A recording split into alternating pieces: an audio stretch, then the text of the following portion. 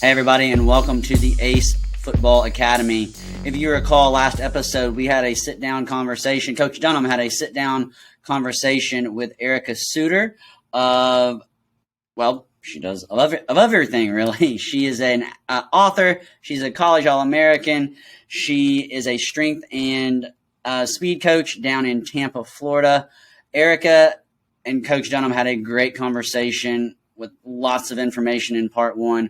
We're going to dive into part two. Before we get to that, just a reminder that Erica is on Twitter at FitSoccerQueen, and she also has her own website, which is just ericasuter.com. That is Suter. I'm excited to listen to part two. Let's get over to Coach Dunham and Erica. Yeah, great stuff there. So I'd like to transition here, Erica, to what you're working now in your day-to-day life is speed and strength training with these young athletes. And I'm assuming you're doing high school, maybe middle school level. Are there some age-appropriate fitness standards that coaches should be doing? Now, obviously, maybe 8 and below, we're not really that focused on. But is there something like 8 to 12-year-olds and then 12 to 14? Is there different age-appropriate workouts that we should be focusing on depending on what age level we're dealing with? Yes, that's a great question. So, yeah, you nailed it. With the elementary school ages, you don't need to evaluate. I mean, they're so young at that point, and you can't really predict what's going to happen. So right. With them, it's just about the building blocks of speed and strength and getting them in positions where they're working all their muscle groups, and they're doing so within just fun games and exploratory play, minimal coaching and instruction. And, I don't think it's necessary for elementary schoolers to have a performance coach unless they really want to and love the sessions, then great. But I think parents can accomplish such powerful speed and strength training by, racing their own kid or climbing trees and crawling around and chasing the dog. That's so powerful. Being yes. kids, right. And I just look back, and that's what my dad did with me, right? We were doing so much and just developing global skills like coordination, balance, stability, upper strength, grip, every part of the body to just build a solid human. And then once you have that, then you can express sport specific better. You can express speed, change of direction better.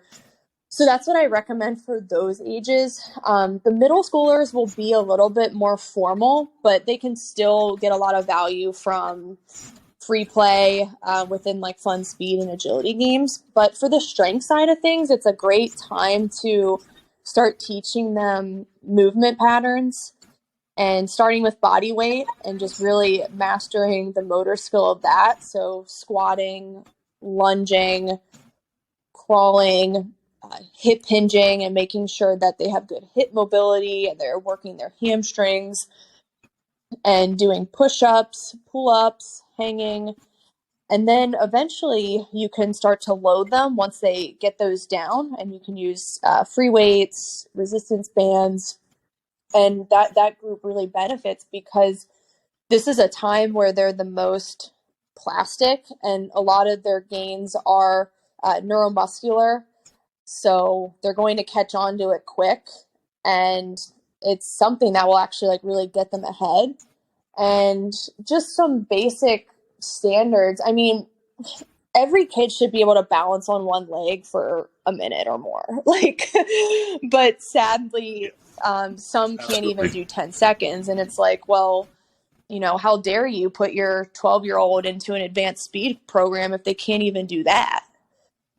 So they need to learn how to balance. They need to learn how to have a stable core, which means they're using their hips, their low back, their abdominals, obliques. So the core encompasses all of that musculature. so that they can stabilize their bodies and decelerate, or run with an upright posture and just have good foot strike to the ground.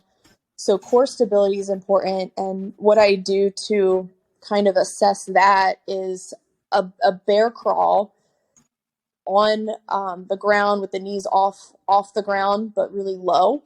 And they have a cone on their back, and they have to bear crawl for as long as they can without that cone falling off. So it really forces their core to stay stable. And they should be doing that for over a minute as well. But again, a lot of them can't even do 10 seconds because their hips are all over the place. Their trunk is rotating. And when that's the case, that also means that that's an injury risk for knee and ankle. If that trunk is not stable, that's a big problem. So those are just a few to start. I mean, I'm not going to recommend like pro agility tests or like these like combine things that people put middle schoolers through. You don't need to do that. Right. You need to really work on the basics of human movement and efficient movement. And then for high schoolers, one thing I like to look at is also the building blocks. So balancing, core stability, like they need that as well. But I like to evaluate their speed because they're more developed and matured at that time. Middle schoolers, you can evaluate speed, but they're going through so much growth that it's going to change anyway after that growth spurt, like a lot. So high schoolers, Absolutely. I like to evaluate Right. speed. So we get their 10-meter fly time. And I mean, an excellent time is under a 1-1 to 1-2. So that's like a 17.5, 18 mile per hour. But an average time I'm seeing with a lot of high school girls who come to me for the first time is like a 15, 16, which is kind of slow. It's okay. Okay. But they just haven't had that exposure to speed training. So it makes sense. Yeah, I'm glad you brought that up. And so I guess my next question is, in the past, there's been all kinds of different programs or, coaches have random ideas. Has there ever been something that you've seen yourself that coaches are doing that you're telling yourself, oh my gosh, what is he doing that? He's going to hurt somebody, or, that's very dangerous to the player. Has you seen coaches doing things that are just really outrageous? Yes, several times for sure. And, I think it just comes from just a lack of education. So I get it, but it's also like, Right. if you're working with growing kids, every coach needs to have a basic level of growth and maturation and just child development. Right. A few things I've seen have been coming back to the core training. Just the core training is focused on like the 6-pack abs and like sit-ups and crunches. And I was just having this conversation yesterday with one of my friends, Dr. Tim Hewitt, who's an ACL researcher. And he was like, look, if kids are doing sit-ups and crunches, that just only increases their risk of ACL injury because they're not. Yes, because Really? again, the core is a stabilizer. Wow. So you should be working on all the muscles of the hips, the low back, and the abdominals. And if Oh, I see. So I'm sorry to stop you there. So he's saying that there's nothing wrong with doing that, but if that's all you're doing, that's where the problems are going to come in. If you're doing it extensively, high volume, which I've seen, then it's going to be a big problem. And you need to work on that anti-extension of the spine, that anti-rotation. So plank, bear crawl variations, side planks, Copenhagen's, and just really making sure that that trunk doesn't have any like lateral shifting, because that just goes down to the lower extremity and increases the rotational torque on the knee. So I've seen core training butchered really bad. Another thing I've seen is plyometrics butchered, and just there's no focus on how kids are controlling their momentum and like sticking those landings and decelerating. And they're too ligament dominant. So they're just putting too much load on the knee, and they're not activating their glutes and hamstrings enough when they land and when they decelerate. So proper landing mechanics is important. Strength is important for that as well. And yeah, I'm trying to think of some others. I think that's really it. It's just the plyometrics and core training. Too much added conditioning as well. It's unnecessary. I mean, if a coach's practice is designed in a way where, you know, the small-sided games and the scrimmages are intense enough, then there's no need for added conditioning at the end. You're better off doing, you know, speed at the beginning of practice, or hip and core stability, instead of like running kids into the ground with like a filler exercise at the end. Yeah, and I'm glad you brought that up. And back when I was playing, you know, when I was a kid back in the 90s, one of the things that was big during that time were acceleration camps, which is basically running you or doing exercises, basically pushing you to your limits. Is that still a thing, or is today's training more evolved behind, I guess, scientific research? There's definitely people out there who are very science-based, and they're doing great. I mean, they have well-rounded performance programs that really fill in the buckets that kids aren't getting in their sport practices. And what I found is a lot of performance coaches now are focusing a lot on strength and speed. And that's because agility and short accelerations are already happening within team practice. So if we do more of that, we're almost like overloading those qualities. So when kids come to us, we're focusing on strength because that's the injury resiliency side of things. If they don't have strong muscles, they can't activate those muscles, then those forces will go to their ligaments and bones and they'll get injured. So they have to have strength, which they're not getting at practice. And then speed is a big one right now. And speed is when an athlete reaches over a 20-meter sprint, so about 25, 30 meters, top end speed, max effort, that's true speed training. If it's anything less than that, that's more acceleration. But when we give an athlete that stimulus of that top end speed, what it's doing is it's providing a stressor to the body so that it can fire the central nervous system fast. And when they can do that and get that input, that will also improve their acceleration, because acceleration is also an explosive action. The central nervous system's included in that. So yeah, the speed is not touched on enough. And again, that's probably why I'm getting girls who come to me at a 15, 16 mile per hour, which is, it's sad, you know? And I think speed is one of the best things we can give a soccer player, not just for, you know, the game-changing actions, the goal scoring and getting past defenders on a counterattack, but even the injury prevention side of things, because a sprint, an all-out sprint, fires the hamstrings like no other exercise. And the hamstrings are what help stabilize the knee. So that's a part of injury reduction. So going back to your topic of, you know, the 15 and the 17.5 mile per hour situation here, when you get these girls come to you, is it realistic, or how probable is it to take someone that's in the 15, 16 range and improving them to the 17.5, 18 range? Is that likely to happen, or is that more in the genetics situation? I've actually seen it happen. happen? So yeah, this is a great question, and I think people need to understand that yes, speed is genetic, and about 70% of it is, but 30% of it we can absolutely control, which is exciting.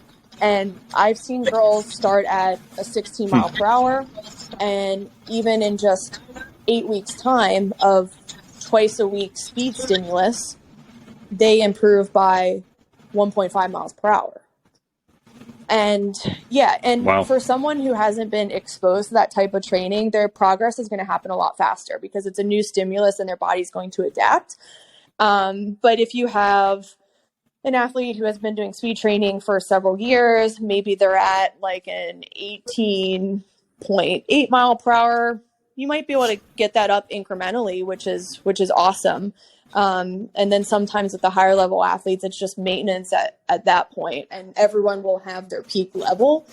But if you're new, yeah, you can 100% improve by 1 to 2 miles per hour.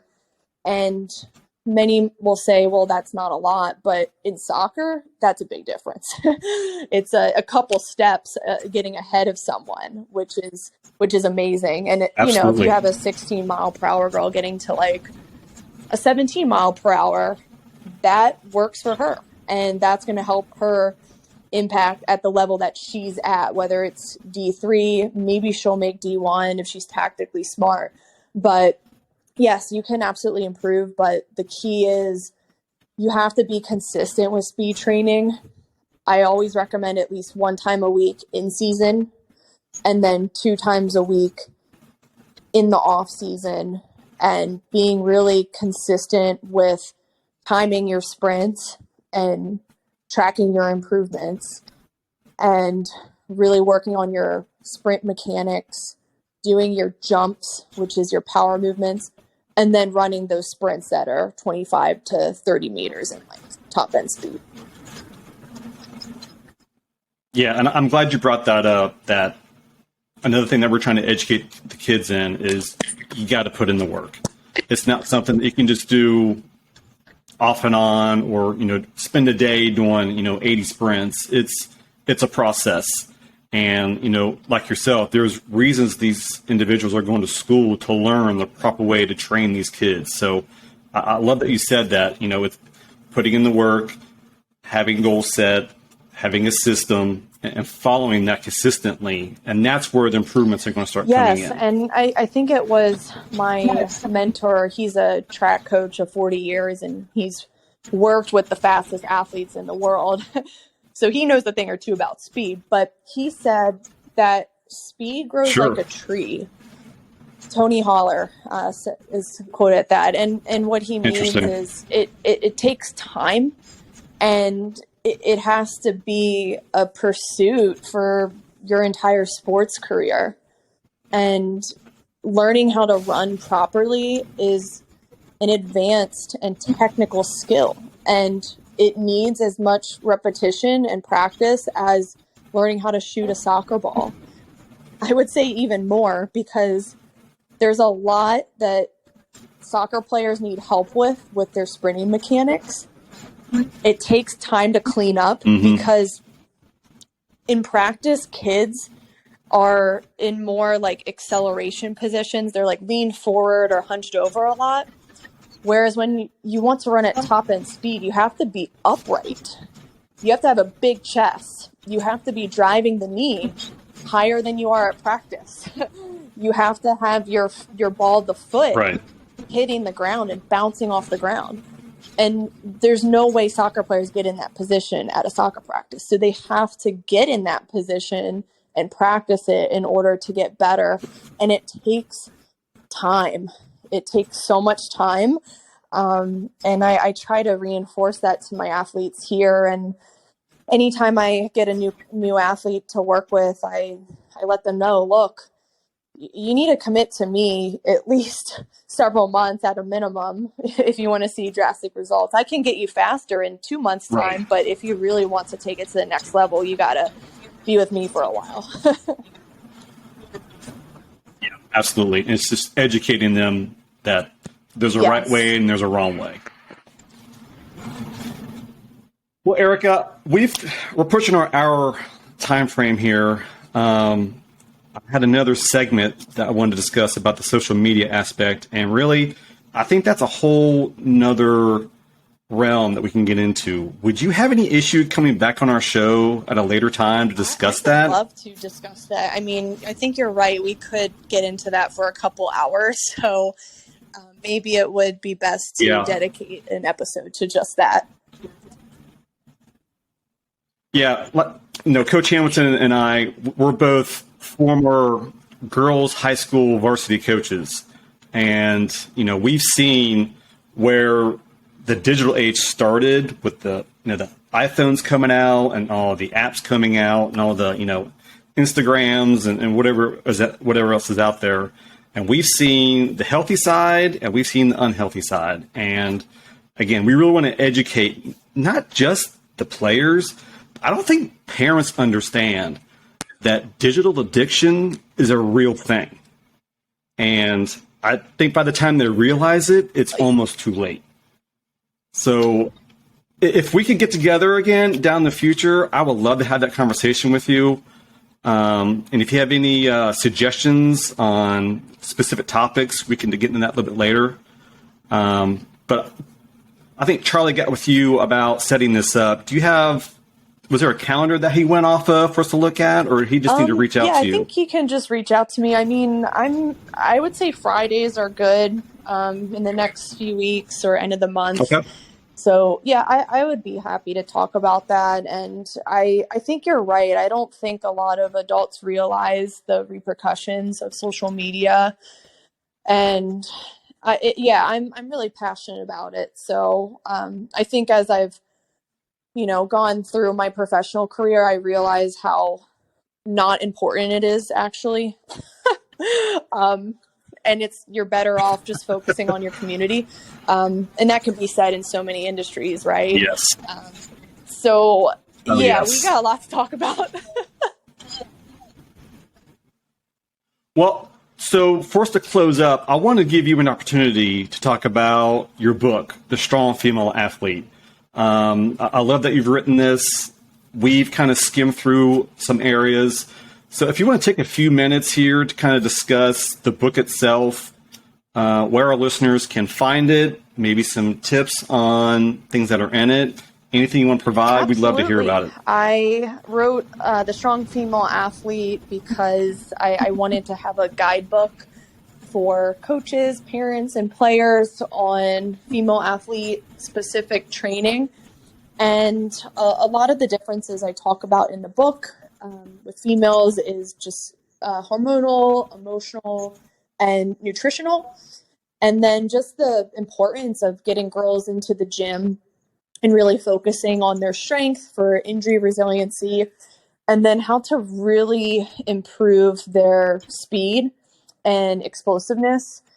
And then I also talk about in the second half of the book more the mental side and just how to really build confidence in young girls. So I've had it out for about a year now, and it seems to have impacted people, so that's good. And is there certain areas? Is this like on Amazon? Is it in different areas that we could find the book? Yes, it's only on Amazon, on Kindle, and in paperback as well. Okay. We will try to put that link in our YouTube site there for you. Erica Suter, again, author, speed strength coach, mainly on female athletes. Again, we appreciate your time here. Best of luck, and I'm sure we'll speak to you Sounds soon good. here in the near future. Thank you so much. Wow, what a fantastic conversation between you and Erica. Again, thanks to Erica for coming on. We greatly appreciate it. We've had a lot of success reaching out to people. It's, shows you how kind people can be with us kind of getting this thing going, getting this ball going, and people are not hesitating at all to come on with this. So thanks to Erica for doing that, having a great conversation with you. Lots of information unwrapped there. You guys went over a lot of things. What are some of the things that jumped out to you that she kind of spoke about? Yeah, I think that the important thing to remember here is she's done all of this, and now she's coaching kids through this again. So she's seen it when she was going through high school and the college experience, and now she's watching girls. She's seeing what she went through, and so she has a very nice perspective here. Very well-rounded, very educated. So let's dig into some of the things she talked about. So I think she had a lot of great points here. The first thing is about the ECNL. The cartoon came up, of course, about should you go ECNL or should you go another league? And everybody's pretty much saying ECNL is probably the more direct route to get noticed in these Division I leagues. But I think she made a great comment here. ECNL, it's never a guarantee for that success. And for the people who are like, man, the travel, the cost, the commitment, I mean, you're pretty much giving your life to some of these teams, and you've got to go into it not only giving it everything you've got, but also understanding that you may not be getting what you put into it back. And that is probably a tough pill to swallow for kids who have these high-level expectations of college or maybe even pros, and swallowing that pill that maybe you're just not at that talent level. Yeah, and I love the point that you brought up with Erica with when you are in where we are in Kentucky, we don't have a ton of ECNL programs close by to us, and that's not the athlete's fault. And so now you're driving 45 minutes to an hour and a half to get to these clubs that do offer that ECNL team. And there's a lot of people who just don't have that time in the day. I mean, you're looking at 3 hours round trip, 3 nights a week for a lot of those teams. And there's just not that time in the day when parents work and brother and sister have practice and all those types of things. And so I love that Erica was very honest. Yes, ECNL might be the top league and might be that league that is looked at a lot. But as we mentioned so often, there are other pathways to get where you want to be. And a lot of that just comes down to your hard work and your dedication to what you want to, where you want your soccer career to go. Yeah, and I think that flows into our next topic here about players and the parents being properly educated in expectations of their club team, expectations of the recruiting process, and logical expectations of what college life is really like as a college athlete. We all have these ideas in our heads of what we think it's going to be, and then we get into and we're like, what is happening here? This is not how it's supposed to be, you know? Right. And it's important that we're open-minded. You know, I don't know if we see it a lot in this area, but the parents who are, you're going to Division I, you're going to Division I, you're going to Division I, or they're picking a school where they're saying, I'm starting or it's nothing kind of thing. Right. And there's really nothing wrong with that. But again, you have to have reasonable expectations going into it with that type of mentality. Yeah, absolutely. And, you know, that's the hard part of our job. Mm-hmm. Is to look at an athlete who, you know, we loved and maybe we've coached for 2 or 3 or sometimes even 6 or 7 years and say, look, that's not who you are as a player. That's not where your talent is as a player. And as hard of a conversation as that is for coaches to do, I think it's really hard for mama and daddy to hear. Absolutely. Yeah. And does that create some tension and some rough moments? Sure. But as you said, understanding those expectations is so extremely important throughout this entire process. We're going to skip a bullet point because what you just said rolls into this next thing that she brought up was proactive resilience. Today's world of parents feeling the need to prevent failure or fixing their kids' problems or talking to their coach instead of letting the player talk to the coach and having the player work out problems within the team. What is proactive resilience? It's how you cope when things are either they're tough, they're not going your way, or how you deal with failure. Because it's easy when your team is 12-0, you're the leading goal scorer, you're at the top of the table, you're at the top of the league, you're winning all these weekend tournaments. It's easy to be positive and to be a good role model and a good player in those moments. But as you're mentioning, those moments when you start a season 1-5 and you've scored 2 goals in 6 games. The team has scored 2 goals in 6 games, and you're supposed to be this striker. How you respond in those moments is really what I think a lot of coaches are looking for. If you think back to our conversation with John Gordon several weeks ago, he mentioned the Asbury coach asking for full game footage because he wanted to see how John responded. It's easy to send, hey, look how great I was in these moments. Mm-hmm. But what about those moments when you get beat or when you take a kid down in the box and give up a PK, how you respond in those moments? Yeah, and I think this term isn't just about how you are as a player. It's how you are as a person. What's your character? What if you get into a college and you are miserable? You're on the bench. You're not on the travel squad. How have you prepared to deal with that situation? Are you going to go to your room and bawl your eyes out? Or are you going to go out to that field and bust your butt every single day, knowing you may never get on that field? Right. And the other week, I wrote a quote or some kind of a bit from an article where I talked about Michael Jordan. And I think a lot of us who are familiar with Michael Jordan know that he did not initially make his high school basketball team. And I love the comment that was made. Mom didn't go to the coach and complain. Mom didn't go to the school and complain. Mom didn't complain to other parents. She stood in front of Michael and said, you better get your butt outside, work twice as hard, and go at it again next year. Well, and that's you mentioned earlier and then just now as well. Yes, do players have to know how to respond in those moments, in those tough moments? But as a parent, as coaches, in those tough moments, we also have to learn to back off and allow the player to work through those moments themselves. Let the team work through those moments themselves. And that is really hard as a coach. I can't imagine how it is as a parent. I'm not a parent myself, but when you see your kid struggling, you want to jump in and help. What can I do to fix this?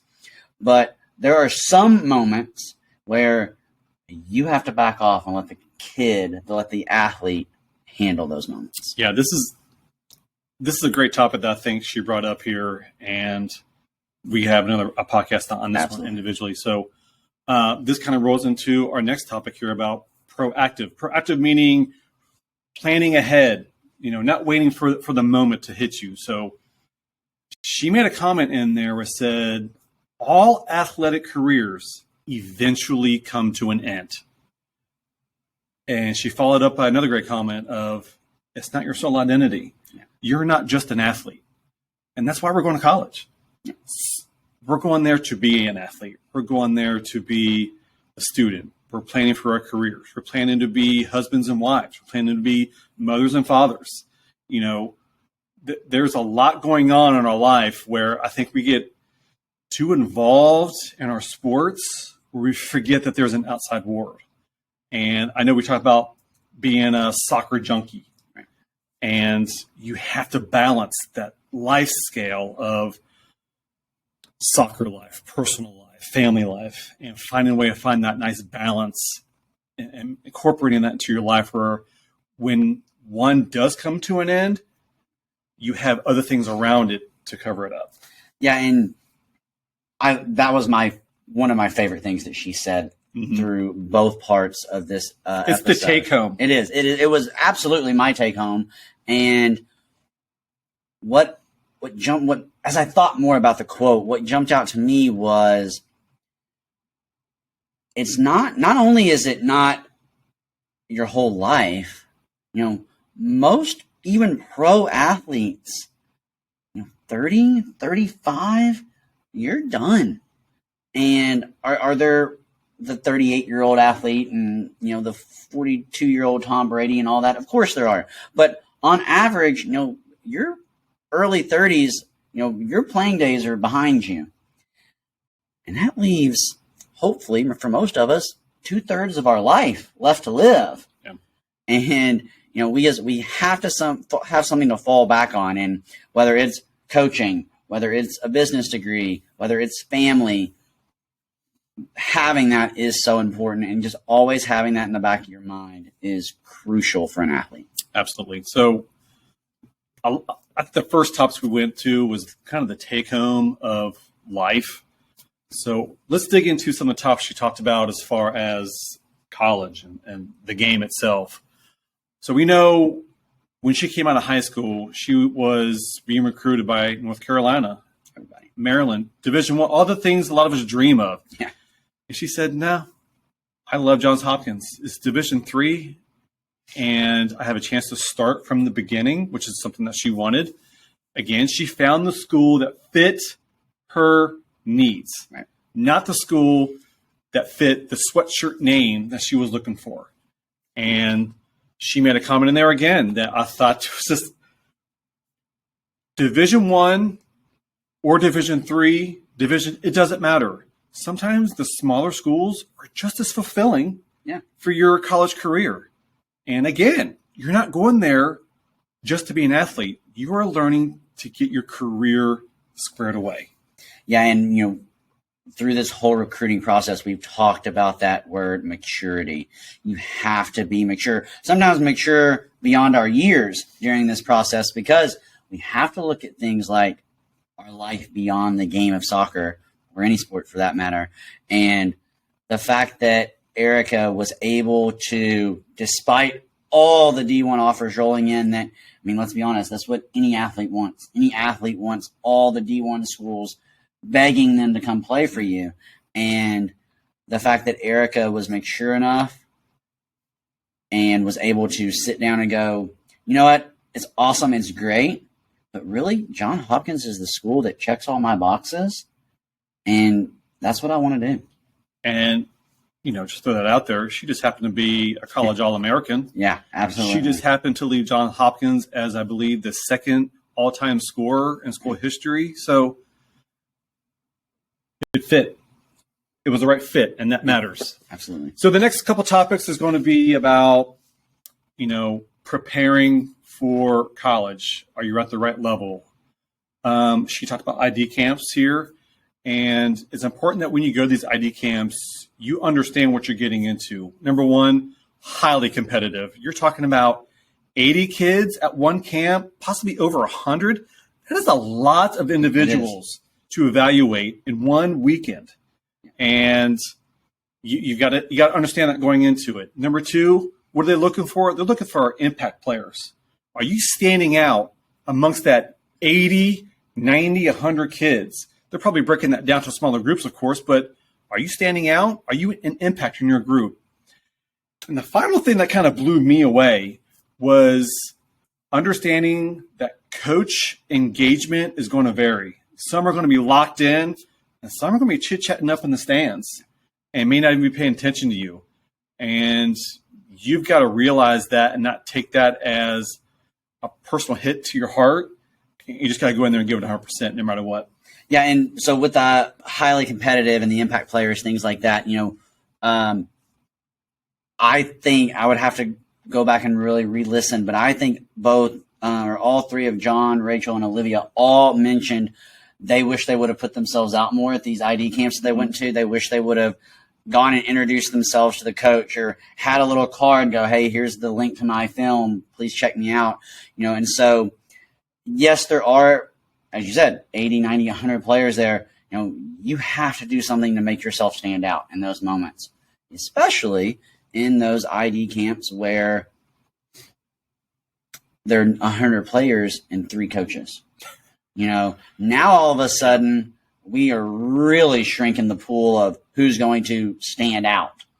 And let's be honest here. If you go to an ID camp where there's only 3 coaches, that school's probably failed you. And you got to recognize that and say, I'm just going to play some ball because I love it. Yep. Well, and that's what I thought was really great by what Erica said. ID camps can be truly beneficial, but for lack of a better term, they can also be a waste of time. And so doing your research before you sign up for these $250 ID camps, knowing, okay, I need to know what that's going to look like. Is there going to be 3 coaches and 100 players, or is there going to be 80 players and 15 coaches?